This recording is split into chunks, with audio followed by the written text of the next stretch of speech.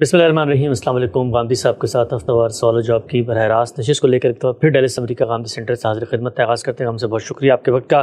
ہم سے ہماری ایک کوشش ہوتی ہے آپ کی جانب سے سامنے آنے والے مختلف جو مواقف ہیں ان کو اہل علم جب پڑھتے ہیں ان کے ذہن میں کوئی تردد اشکال کوئی بھام پیدا ہوتا ہے، ہم صاحب کی خدمت میں رکھیں اور طالبانہ طور پہ جانیں کہ اس نقطہ نظر کو اپنانے میں ان کا فکری سفر کیا ہے۔ ہم صاحب آپ سے اکثر یہ گفتگو ہوئی، آپ یہ فرماتے ہیں کہ وحدت الوجود کا جو تصور ہمارے یہاں پایا جاتا ہے وہ شرک ہے، اور اس کی ایک مماثلت آپ یہ کہہ کر بیان کرتے ہیں کہ ایک دوسرے پہلو سے جب مسیحیوں نے یہی کام کیا ہے تو اس کو اللہ تعالیٰ نے خود قرآن مجید میں شرک قرار دیا ہے، تو ہم اس کو شرک کیوں نہ قرار دیں۔ ایک عام پڑھنے والا جو آپ کو پڑھتا سنتا سمجھتا ہے وہ کہتا ہے بھائی غامدی صاحب چیزوں کی تحلیل کرتے ہیں، ہمارے عام طور پہ ہر چیز کو شرک بدعت قرار دیا جاتا ہے، ایک وہابیانہ سا اسٹائل ہوتا ہے، آپ نے تقلید کی تو شرک پھر نبوہ ہے۔ میں جاننا آپ سے چاہتا ہوں کہ یہ اتنی بڑی بات آپ فرماتے ہیں اور جو لوگ وحدت الوجود کے نظریے پہ کھڑے ہوتے ہیں، امت کے اباقر علماء، ایسے ایسے علماء، ایسے نابغہ روزگار بزرگ، اور وہ اس کو عین توحید قرار دے رہے ہوتے ہیں۔ چلیں زیادہ سے زیادہ آپ یہ کہہ سکتے ہیں کہ جی مثلا آپ کا یہ نقطہ نظر سمجھ میں نہیں آتا، یہ گمراہی پہ مبنی ہے، قرآن کے خلاف ہے۔ ان لوگوں کو جو لوگ ایک نظریے کو توحید کی بنیاد قرار دے رہے ہوتے ہیں اس کو شرک قرار دے دینا، اور وہ جو مسیحی شرک کرتے ہیں وہ تو غیر مسلم مانتے نہیں ہیں، ان کے ساتھ مماثلت قرار دے دینا کہ جس طرح وہ ایک معاملے میں جسدی ظہور قرار دے کے شرک کرتے ہیں تو یہاں کائنات کو بناتے ہیں، تو بات کو سمجھ میں نہیں آتی۔ شرک اور توحید یہ اس بنیاد پر طے ہوں گے کہ مسلمان فلاں چیز کو توحید کہتے ہیں اور غیر مسلم فلاں چیز کو شرک کہتے ہیں یا توحید کہتے ہیں، یا یہ کوئی تصورات ہیں جو علم و عقل پر مبنی ہیں۔ توحید کیا ہے اسے اللہ تعالیٰ نے اپنی کتاب قرآن مجید میں ہر پہلو سے واضح کر دیا ہے، اور جگہ جگہ یہ بتا دیا ہے کہ اللہ کے سوا کسی کو خالق ماننا، کسی کو معبود ماننا، کسی کو اس کائنات کا بادشاہ سمجھنا، کسی کے بارے میں یہ خیال کرنا کہ وہ اس کے نظم امور میں کوئی دخل رکھتا ہے، یہ شرک ہے۔ قرآن مجید نے اس شرک کی وضاحت اتنے پہلوؤں سے کی ہے کہ ان کا شمار نہیں کیا جا سکتا۔ تمام پیغمبروں کی دعوت جب خلاصے کے طور پر بیان کیا ہے تو یہی کہا ہے کہ انہوں نے آ کے یہ کہا کہ اللہ ہی کی بندگی کرو اور اللہ کے ساتھ کسی کو شریک نہ ٹھہراؤ۔ اللہ کے ساتھ شریک ٹھہرانے کا کیا مطلب ہے اس کو بھی قرآن نے پوری طرح واضح کر دیا۔ یہ بتا دیا کہ کسی کو اللہ کی ذات سے قرار نہیں دیا جا سکتا، یہ بھی بتا دیا کہ اللہ کو بھی کسی کی ذات سے قرار نہیں دیا جا سکتا، یعنی نہ آپ یہ کہہ سکتے ہیں کہ اس سے پہلے کچھ تھا جس سے خود اللہ صادر ہوا، اور نہ یہ کہہ سکتے ہیں کہ اللہ سے فلاں صادر ہوا۔ ہمارے ہاں جو توحید کی سب سے جامع سورہ ہے وہ کیا کہتی ہے؟ وہ یہ کہتی ہے کہ قل هو اللہ احد اللہ الصمد لم یلد ولم یولد، یہی بیان کرتی ہے۔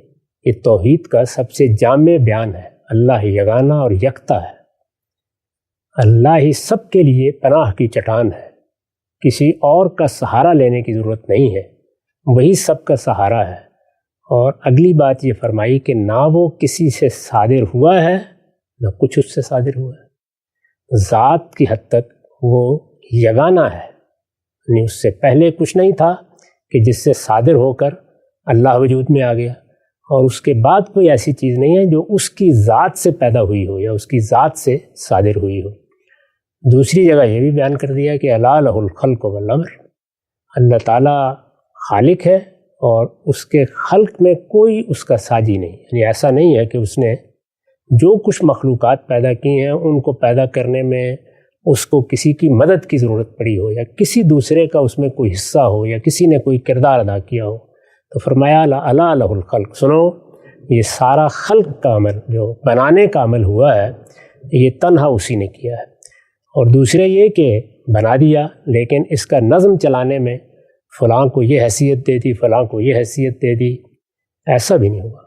امر بھی اسی کے پاس ہے، یعنی وہ ہی تنہا اس پورے عالم کو چلا رہا ہے، اس کا نظم اسی کے پاس ہے۔ یہ توحید ہے جو قرآن مجید نے بیان کر دی ہے، یعنی نہ اللہ کی ذات کسی سے ہے نہ اللہ کی ذات سے کوئی صادر ہوا ہے، خلق بھی تنہا اسی نے کیا ہے اور نظم امور بھی تنہا وہی چلا رہا ہے۔ اس کے علاوہ بھی کوئی چیز توحید ہے وہ پھر کہاں بیان ہوئی؟ توحید تو یہی، یہ کسی کو کیا حق ہے کہ وہ اپنی طرف سے کوئی توحید کا تصور پیدا کرے اور پھر اس کو اللہ کی طرف منسوب کر دے؟ ہم نے تو قرآن میں یہی پڑھا ہے کہ اللہ کی بات کو سمجھنے سمجھانے میں تو کوئی اختلاف ہو سکتا ہے، اور اس کے بھی قاعدے ضابطے ہیں. وہ اختلاف اس طرح تو نہیں ہوتا کہ ادھر آپ نے آیت کی تلاوت کی ادھر اپنا کوئی فلسفہ بیان کرنا شروع کر دیا. آپ کو بتانا پڑے گا کہ آپ جو رائے قائم کر رہے ہیں وہ قرآن مجید میں لفظ سے کس طرح نکلتی ہے، جملے کی تالیف سے کس طرح صادر ہوتی ہے، سیاق و سباق کس طرح اس کی تائید کرتا ہے. اگر ایسی کوئی بات آپ کہنے کی پوزیشن میں نہیں ہیں تو پھر آپ اللہ پر افطرا کر رہے ہیں، اور اس کو قرآن مجید افطرا ہی کہتا ہے.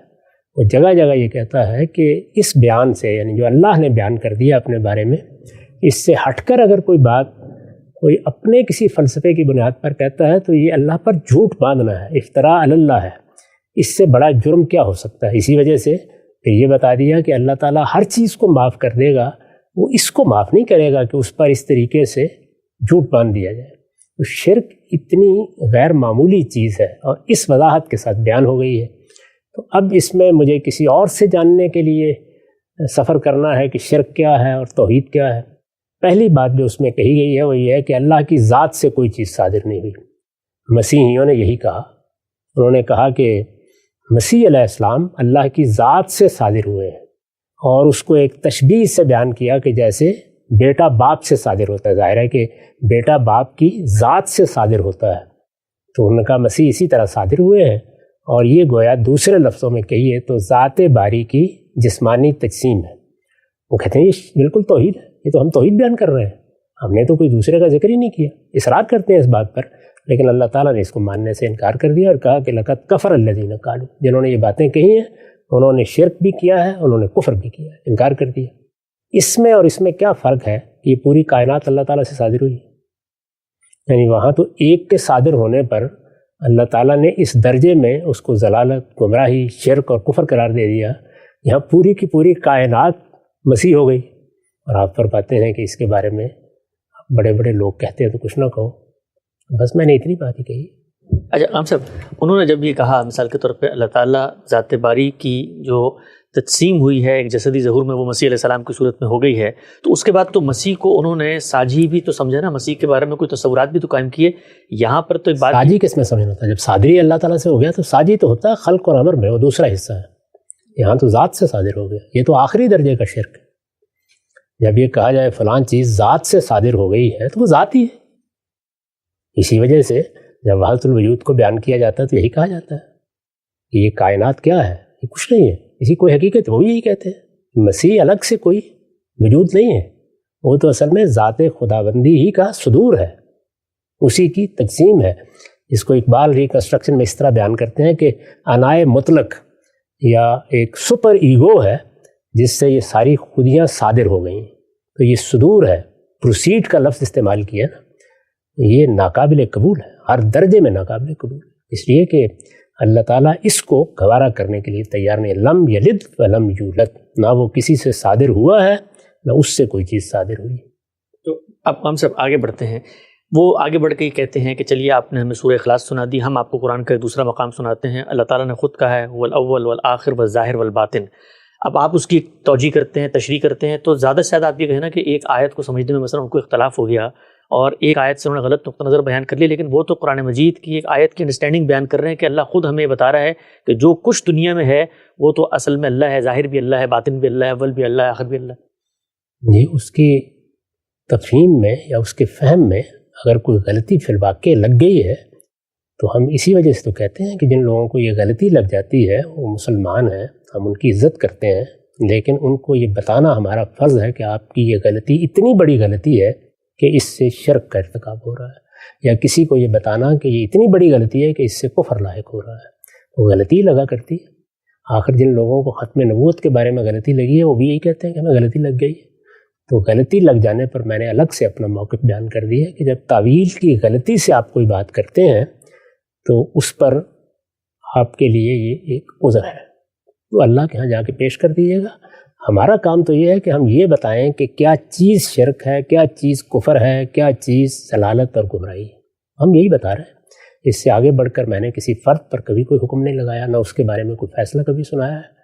کیوں نہیں سنایا؟ اس لیے کہ وہ یہ ماننے کے لیے تیار نہیں ہے. تو میں تو مسیحیوں کو بھی یہی کہوں گا کہ ان کو بڑی غلطی لگی ہوئی ہے. اللہ تعالیٰ نے بھی یہی کہا ہے، اور اسی لیے کہا ہے کہ ضلوا واضلوا، انہوں نے خود بھی گمراہی اختیار کی، دوسروں کو بھی گمراہ کیا ہے. جہاں تک آیت کا تعلق ہے اس کی جو شرح خود رسالت مآب صلی اللہ علیہ وسلم سے منقول ہو گئی ہے وہی لفظ کے مطابق ہے، وہی جملے کی تعلیف کے مطابق ہے، وہی محل کلام کے مطابق ہے کہ یہ اصل میں زمان و مکان کی قیود سے اللہ کی نفی ہے۔ یہ صفات کا بیان ہے، نہ کہ اس کا بیان ہے کہ یہ کائنات اللہ بن گئی ہے۔ یہ کہا ہے کہ یہ کائنات تو زمان اور مکان میں گھری ہوئی ہے، زمان و مکان اس کا احاطہ کیے ہوئے ہیں۔ اللہ تعالیٰ کا معاملہ یہ نہیں ہے، وہ اول ہے، اس سے پہلے کوئی چیز نہیں ہے، وہ آخر ہے، اس کے بعد بھی کوئی چیز نہیں ہے، وہ ظاہر ہے، اس کے اوپر کوئی چیز نہیں ہے، وہ باطن ہے، اس کے نیچے کوئی چیز نہیں ہے۔ تو دو ظاہر اور باطن کے الفاظ میں مکان کی نفی کر دی ہے، کیونکہ یہاں تو ساری مادی کائنات مکان میں ہے، اور اول اور آخر ان دو الفاظ میں زمان کی نفی کر دی ہے کہ اللہ تعالیٰ کوئی جسم نہیں ہے تمہاری طرح، کوئی مادے کی طرح کا اور مادہ نہیں ہے کہ جس کے بارے میں تم یہ خیال کرو کہ وہ بھی اسی طرح کسی مکان میں ہوگا اور اس پر بھی کوئی زمان گزر رہا ہوگا۔ نہیں، وہ اول بھی ہے، آخر بھی ہے، ظاہر بھی ہے، باطن بھی ہے۔ اسی چیز کو رسول اللہ نے خود واضح کر دیا، نہیں لفظوں میں واضح کر دیا۔ اس کا ترجمہ میں نے آپ کو بتا دیا ہے۔ صحیح تعویل یہ ہے، باقی کوئی غلط تعویل کسی بھی آیت کی کرتا ہے تو اس کی غلطی واضح کرتے ہیں ہم، لیکن اس غلطی سے جو نتیجہ نکل رہا ہوتا ہے وہ کیوں بیان نہ کریں؟ یعنی ختم نبوت کی غلط تعویل کر کے اگر نیا نبی بنایا جائے گا تو بتایا جائے گا نا یہ کفر ہے۔ بالکل ٹھیک ہے، وہ بھی آیت ہی کر رہے ہوں گے کوئی پیش۔ اچھا ہم سب یہ بتائیے گا کہ مسیحیوں نے تو چلیں ایک کام کیا، اس کا ایک نتیجہ نکلا کہ سیدنا مسیح کی وہ حیثیت پیدا ہوئی، اس کے بعد پھر کفارے کا عقیدہ ہے، اسی طرح سے نسخ شریعت ہو گیا، اسی طریقے سے الوہیت مسیح تثلیث کی بات ہوئی۔ یہاں جب دو چیزوں کو آپ دونوں قصوں کو ساتھ پریزنٹ کرتے ہیں تو یہاں تو زیادہ سے زیادہ آپ یہ کہہ سکتے ہیں نا بھائی ایک فلسفیانہ سا تصور تھا صوفیاء کیا پیدا ہوا، انہوں نے جب غور کیا کائنات کے اوپر تو ایک بات تھی وہیں کی وہیں رہ گئی، اس نے آگے تو کوئی انڈے بچے نہیں دیے کہ جس کے بعد ہم مسیحیوں کے ساتھ ان کو اس شرک اس کو ختم لا کے کھڑا کرتے ہیں۔ وہاں تو شاید کوئی مردہ ہی انڈے بچے ہوں، یہاں تو زندہ پیدا ہو گئے ہیں۔ یہاں تو یہ مانا جا رہا ہے کہ اللہ تعالیٰ نے جو کائنات بنائی ہے، مخلوقات اس میں پیدا کی ہیں، پھر ان کو ایک امتحان میں ڈالا ہے، اس کے بعد ان کے اخلاقی وجود کے نتائج بیان کیے ہیں، یہ سارا ہی مزے کا خیز ہو گیا ہے۔ یہاں تو پورا دین ہی گیا ہے، تو اس لیے یہ کیسے قبول کر لیا جائے؟ یعنی پھر کیا چیز ہے یہ؟ جزا کیا ہے؟ سزا کیا ہے؟ اللہ تعالیٰ اپنے آپ کو جزا و سزا سے گزار رہے ہیں۔ یہاں تو سب کچھ چلا گیا ہے، اس لیے چلا کیا گیا ہے اس پر نہ گفتگو کیجیے۔ وہ گفتگو نکلی تو پھر بات بہت دور تک جائے گی۔ تیرے نشتر کی زد شرحانے کیسے ناتواں تک ہے، اتنا ہی کافی ہے جتنا میں نے کہہ دیا۔ ٹھیک، آخری بات ہم سب جب آپ یہ بات کرتے ہیں، ظاہری بات ہے بڑے بڑے اکابر علماء، صوفیہ دین کے بھی بڑے علماء ہیں، ان کا بڑا درک ہے اس میں، وہ اس کی کچھ تعویلات بھی کرتے ہیں۔ وہ کہتے ہیں بھائی اچھا آپ یہ وجود میں کسی چیز کے حقیقی وجود کو ہم مان لیں، یہ شرک ہے، چلو ہم وحدت الشہود کا تصور پیش کرتے ہیں، تو ان کے یہاں بھی جو نظریہ ہے وہ تھوڑا ایوالو ہوا ہے، آگے بڑھا ہے، تو جو نئے نظریات انہوں نے وحدت الوجود کے پیش کیے اس میں یہ شرک کی انٹینسٹی جو ہے کچھ کم ہو جاتی ہے، ختم ہو جاتی ہے، یا آپ یہ وحدت الشہود اور وحدت الوجود دونوں کو ایک ہی بات سمجھتے ہیں؟ ظاہر ہے میں نے وحدت الوجود کے بارے میں اپنی کتاب میزان میں لکھا ہے، وحدت الشہود پر اس نوعیت کا کوئی تبصرہ نہیں کیا، اس کو میں ویسے لغو سمجھتا ہوں۔ اس کی وجہ یہ ہے کہ مجھے اس کی ضرورت کیوں ہے کہ میں یہ کہوں کہ توحید کا ایک درجہ وحدت الشہود بھی ہے۔ توحید کے تمام درجات قرآن میں بیان ہوئے ہیں اور اس میں ایسا کوئی درجہ بیان نہیں ہوا۔